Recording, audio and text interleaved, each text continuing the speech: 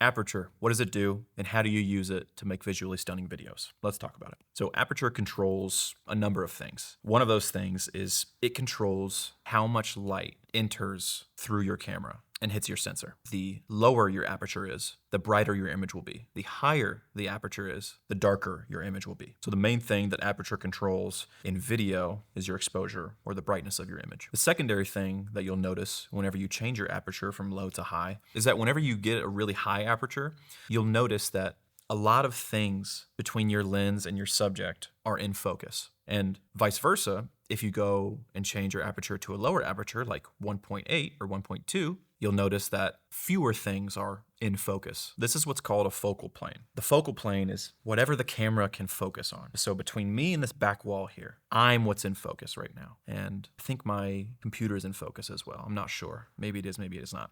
But let's say from here to here is in focus, which I think that's pretty accurate. This is what your aperture controls. So if I go, I'm at like an F. An aperture is measured in f-stops. I'm at like an f4 right now on my lens. So if I go to an f5.6, which is a higher aperture, this will go and it will extend both ways. And if I go to an f11, it'll extend more. And at the same time, what you have to be aware of is that whenever this focal plane is extending and your aperture is increasing, your image will also be getting darker. So it's kind of a dance you have to play.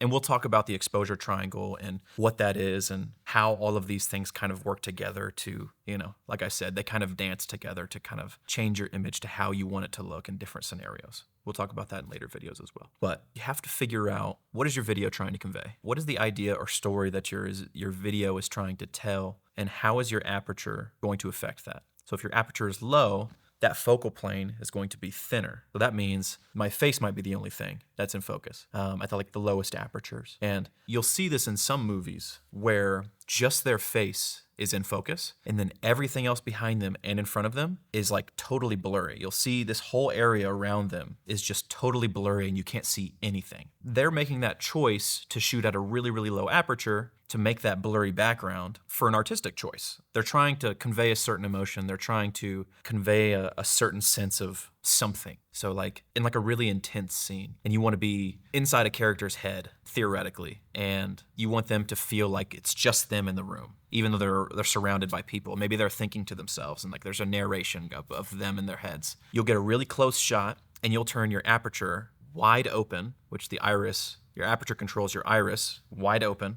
So if somebody says wide open aperture, that's what that means. The lower your aperture is, the more wide open, the more light gets let in, and the shallower that focal plane becomes. So this character, you want to get inside their head theoretically. So you lower your aperture, and then that makes them look super isolated and like they're the only person in the room with that blurry background and everything. So that's just kind of one of many things you can do with aperture, but that's what it controls.